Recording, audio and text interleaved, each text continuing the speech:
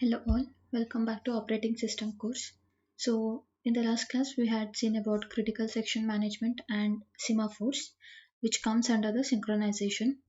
Today we will be getting started with deadlocks. Okay, so we'll study what is a deadlock, how to pictorially represent a deadlock, the necessary conditions for that. These all things we'll see here in the deadlock. Okay, so first let's see what is a deadlock.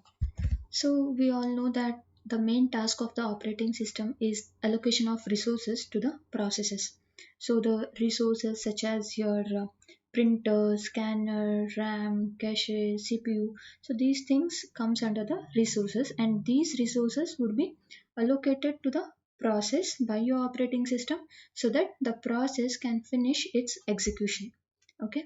So whenever you are in a multi-programming environment, wherein it means multiple processes are there in the system and they may compete for a finite number of resources. So whenever you have n number of processes, they need the resources for their execution, right? So how does a process gets a resource? So first the process will request operating system for the resource. So at the time of the request, if the particular request is not available, then the process goes into a waiting state. That means unless and until that particular resource it's not available, your process will wait for that particular resource. So in some other cases, what happens is like the waiting process. That means a process has requested for a resource and the resource is not available, so the process is waiting. So in some cases the waiting process, it will never be able to change its state, that would be continuously in the waiting state. So this happens when the process which is requesting a resource, it is being held by the other waiting processes.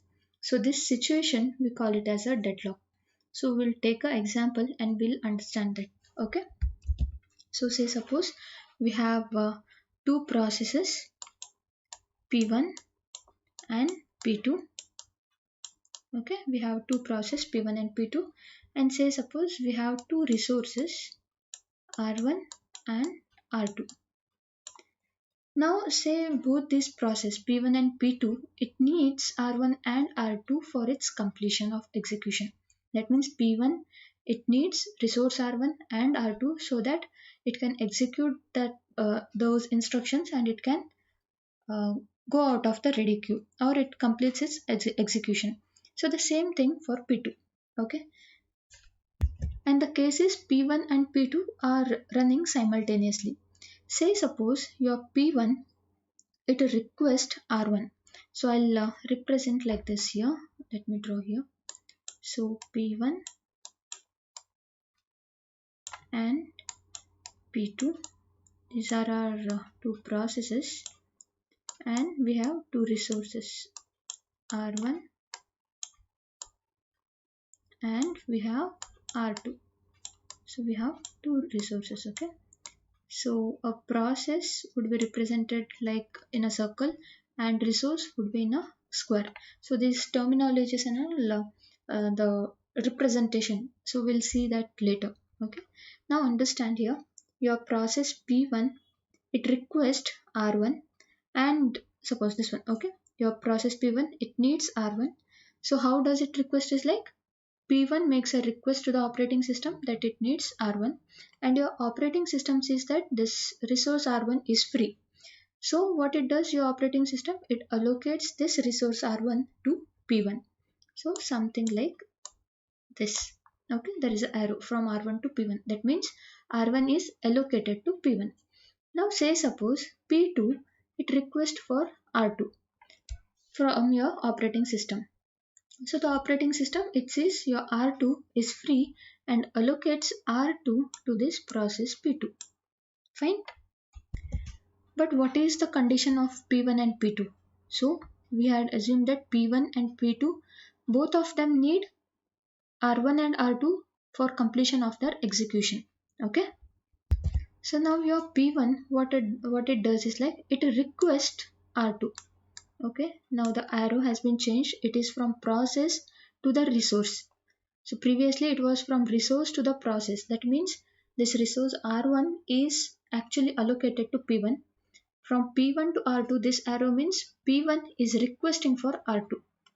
And say suppose P2, it needs R1 and R2 for its completion, right? So P2 has R2, but it requests R1. It requests for R1 and it is waiting for that R1. Okay.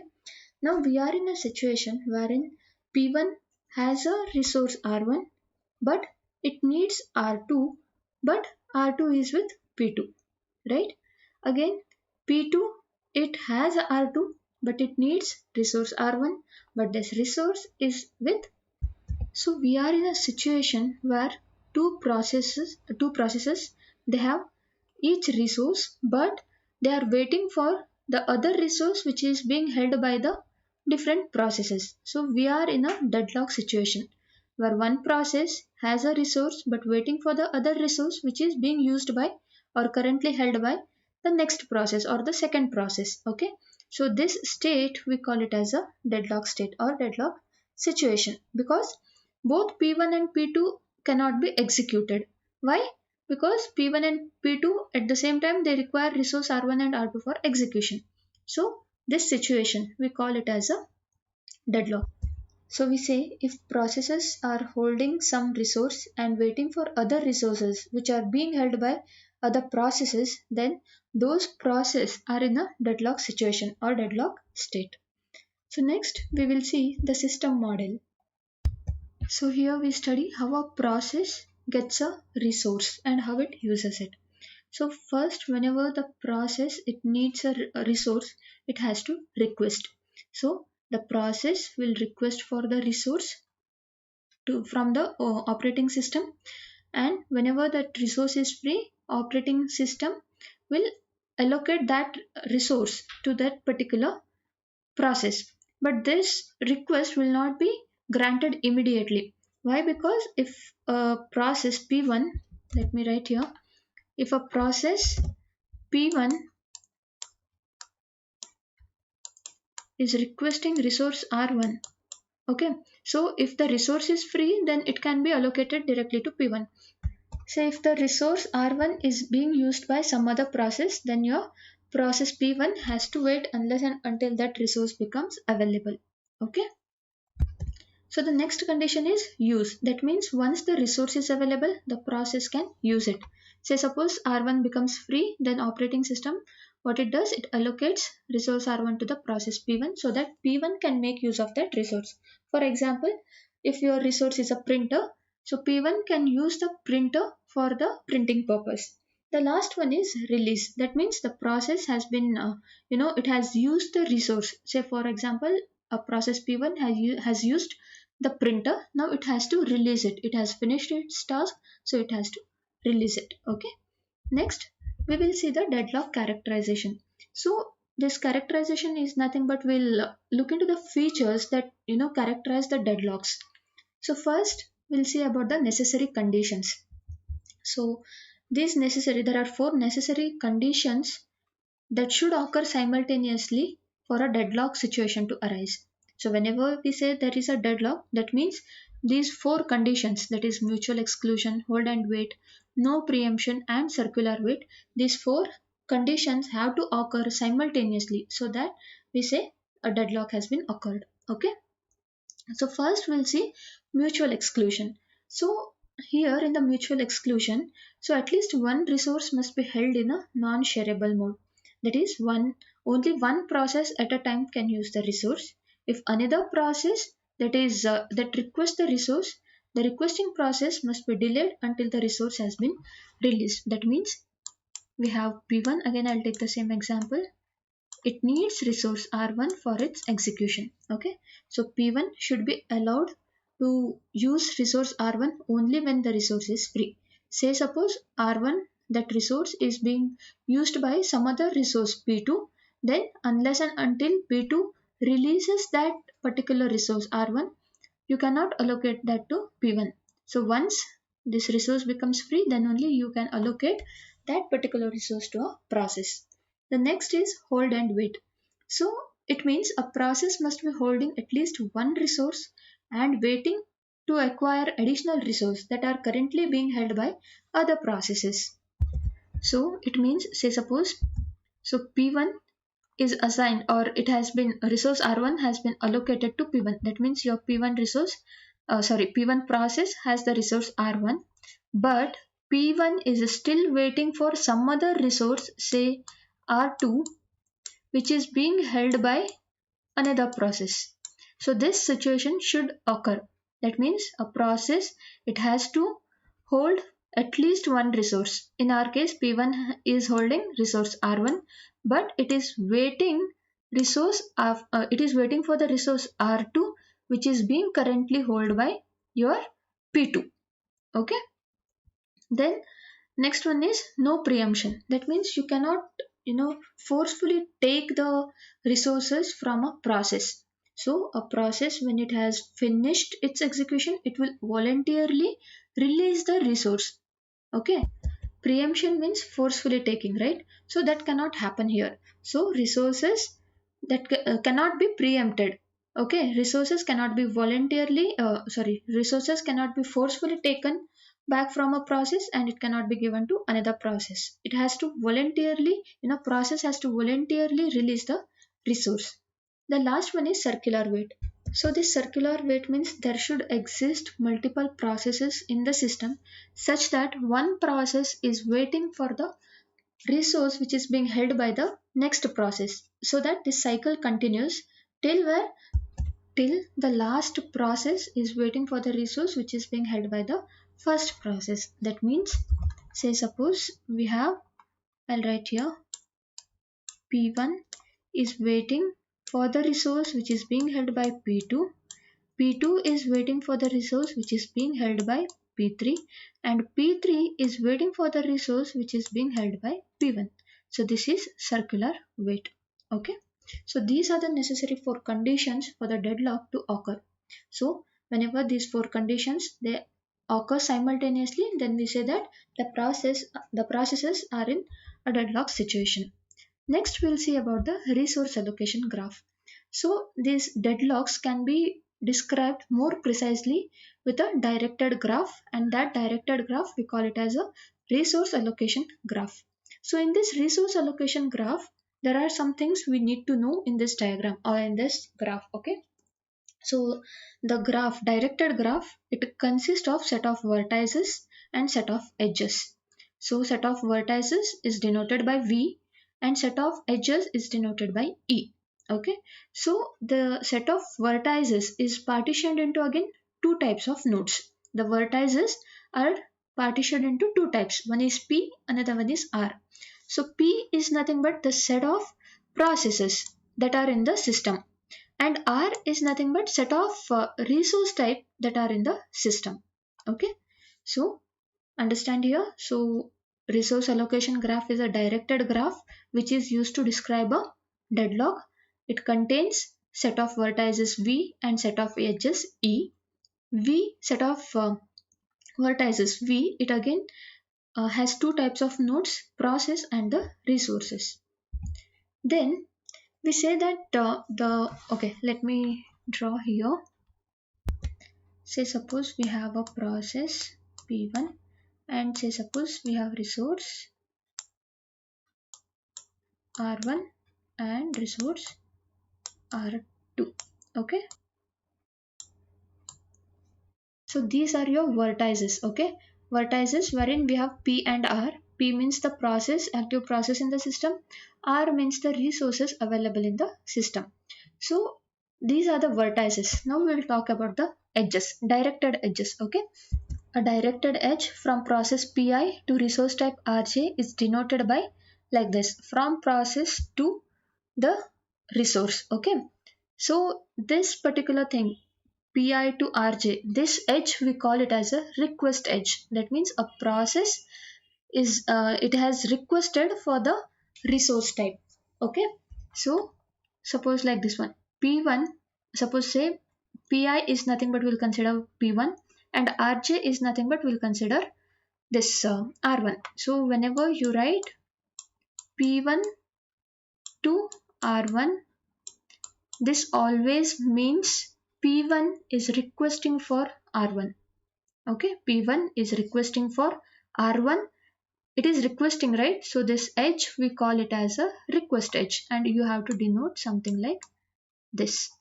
Okay, so in a graph, if you can see, if you see something like this, P1 arrow to R1, that means P1 is requesting resource R1.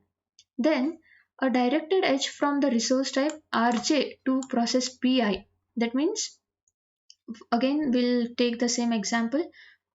In the same process, we'll consider Rj is your resource R2 and Pi is your, say, process P1. Suppose if you have something like this, from resource you have a directed edge to the process. So it is like this. From resource you have the directed edge to process. So this means R2 has been allocated to P1. Okay, and this we call it as a assignment edge. I'll repeat once again. Whenever you have a directed edge from your process to some resource, that represents it is a request edge. That means process is requesting a resource. The another edge what we can have is here the assignment edge that comes from your resource to the process, which indicates resource R2 has been assigned to the process P1. So there are these two types of edges, and this is how you represent it. Okay, P1 to R1 is a request edge, R2 to P1 is a assignment edge. Okay, so this we have already seen, right, how we can represent a process and a resource.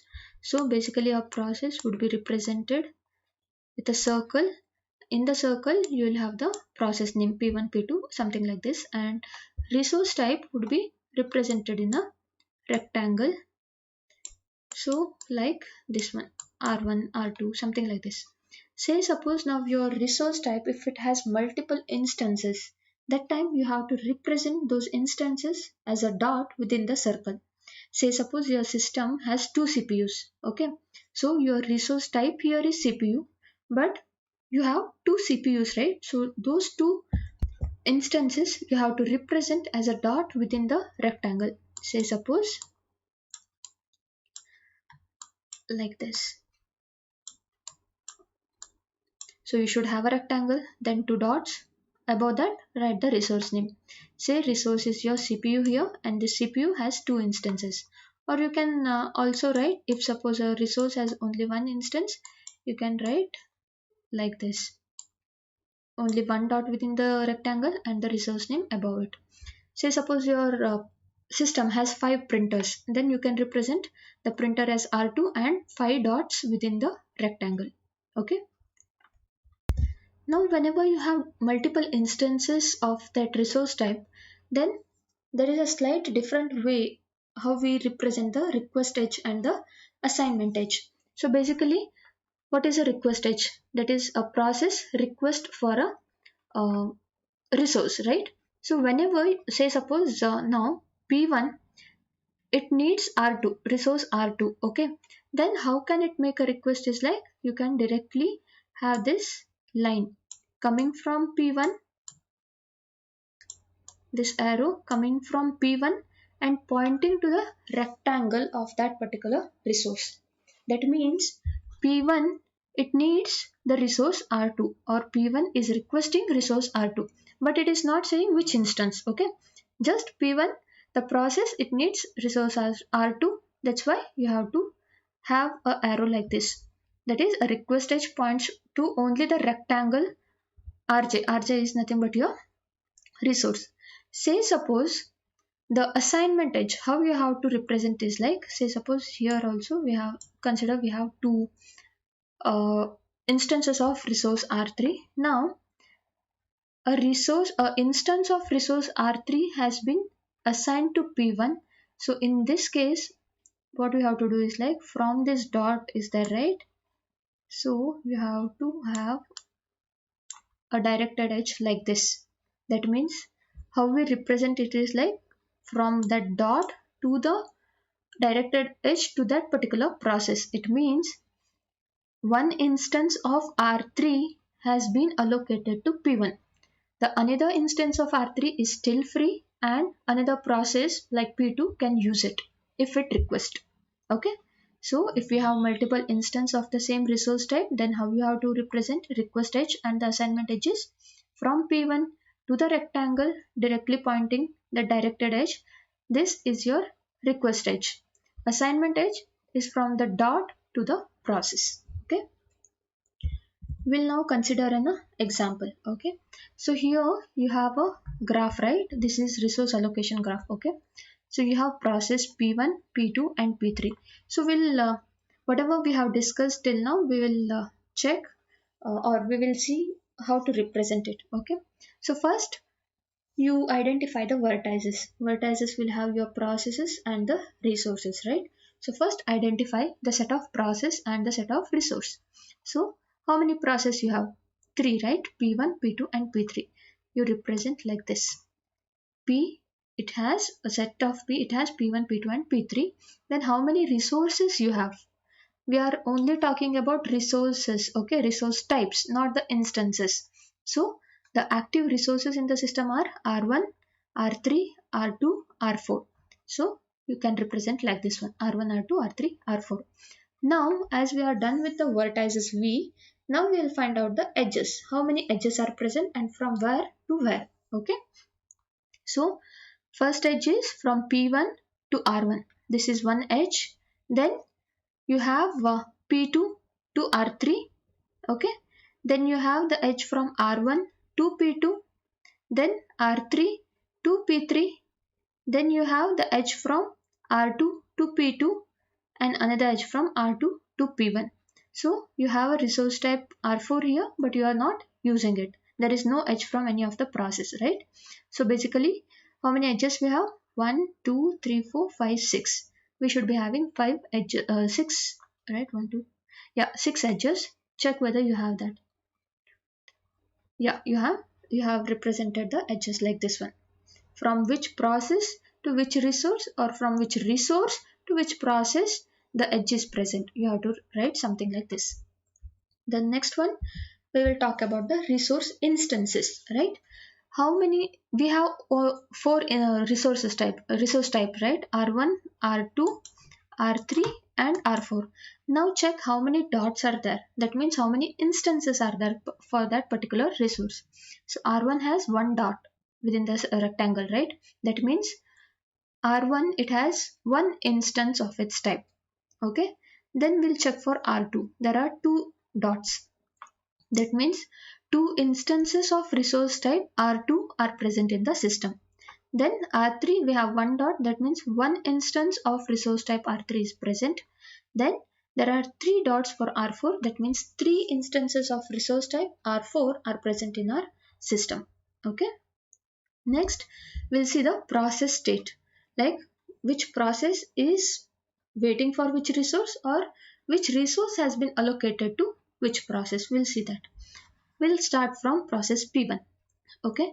Check the edges now. So from P1, you have an edge pointing to this rectangle, right? Pointing to the resource R1. What does this mean? That means P1 is requesting resource R1.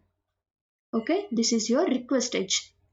Another edge you have here from this R2, the second dot to this process P1. It is coming from the resource to the process.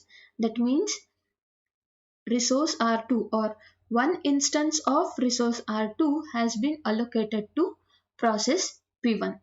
Okay, so basically how you say the process state is like process P1 is holding an instance of resource type R2 and it is waiting for an instance of resource type R1.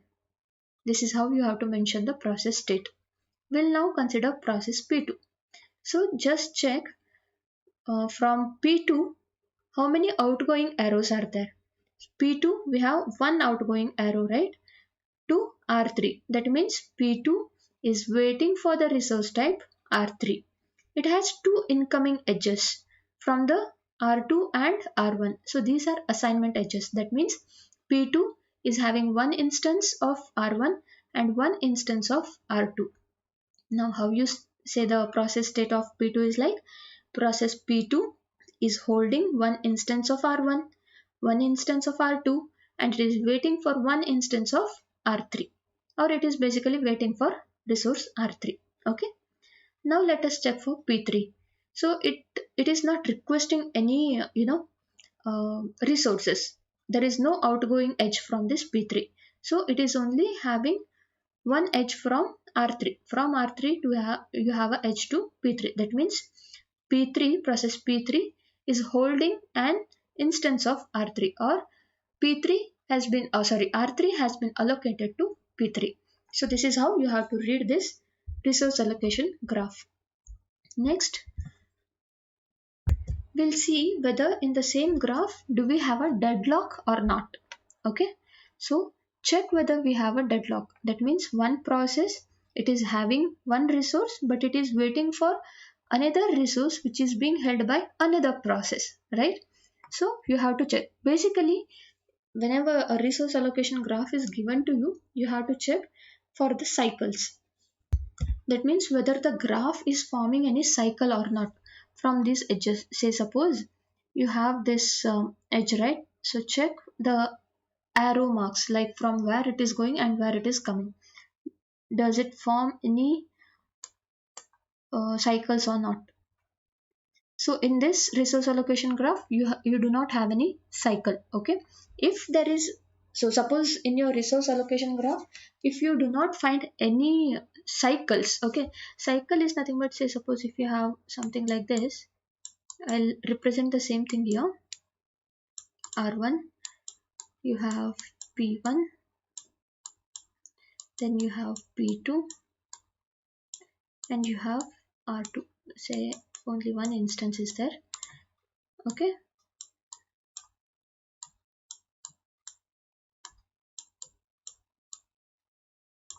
Okay. Now this diagram says this is P1. Okay. P1 is waiting for R1, but R1 is used by P2, or R1 has been allocated to P2, and P2 is waiting for R2, but R2 has been allocated to P1. Now check the arrows here, the directed edges here. It forms a cycle, right? So from here, if you start from P1, it goes to R1, P2, and again it comes back to P1. It is forming a cycle. So in this case, whenever in the resource allocation graph, if you cannot find a cycle, that means that particular graph is deadlock free. There is no deadlock.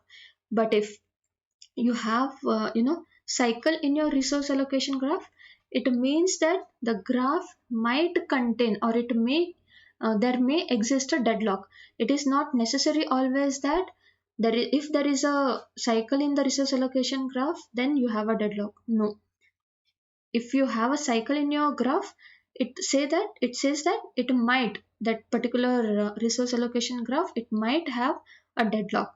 But how to check whether, whenever you have a cycle, if there is a deadlock or not, we'll see it in the next slide. Okay, so first we'll talk about resource allocation graph with the deadlock. So we are using the same resource allocation graph here, the same, but only thing, one change here is process P3. So we were not having this particular edge in the last diagram, whatever we had seen, right? So now process P3, that's a slight modification to your figure. Okay, P3, it is requesting for resource R2. Check if you have a cycle here. We do have a cycle, right? From P1 to R1, P2, then R3, P3, R2, and P1. This is one cycle. Another cycle is your P2 to R3, P3, R2, and P2. This is another cycle. So here you can see there are two cycles, right? From P1, starting from P1, go through all resources and process and come back to P1. Start from P2, visit all resources and process, and then again come back to P2. Okay. So how can we identify, or what is the process state here is the process P1, it is waiting for resource R1, but resource R1 is locked by process P2. P2 is requesting resource R3, but resource R3 has been locked by P3. P3 is now waiting for resource R2. Now this R2 it has been either locked by P1 or P2. Okay, that time we say process P1, P2, P3 are deadlocked. So you can see a cycle here, right? So this is one cycle. This is one cycle. Another one is the entire thing from here to here. This is another cycle. Okay, just look at the arrow marks here. So you'll get cycles. So whenever we have cycles here, just make sure directly do not tell that there is a deadlock. You have to make sure. Okay, so there is a deadlock in this um, graph. So we say process P1, P2, P3 have been deadlocked. Okay. Now we'll see a resource allocation graph with cycle but no deadlock. So how you have to identify, right? We have a cycle but there is no deadlock. Let's look into it. Yeah. So we'll consider this resource allocation graph wherein we have process P1. It is requesting or it is waiting for resource R1, but R1, one instance of the R1 is being allocated to P2 and one instance of R1 has been allocated to P3. So again P3 it is requesting for resource R2, but one instance of R2 has been allocated to P1, another instance of R2 has been allocated to P4. Check if you have a cycle here. We do have a cycle, right? From P1 to R1 to P3, R2 and P1, right? This is a cycle. We have found out a cycle here. But if you have a cycle, it necessarily does not mean that you have a deadlock. You have to check for the resource instances. So as we have the deadlock here, this resource 2, you can see here, right? One instance of that resource 2 has been used or it has been allocated to process P4. Now P4 it needs only, there is no other edges here, right? It is not requesting some other resource. It only has one instance of resource R2. That means your process P4 at any time it can finish its execution and it can release this instance. At that time what will happen? This instance can be allocated to P3.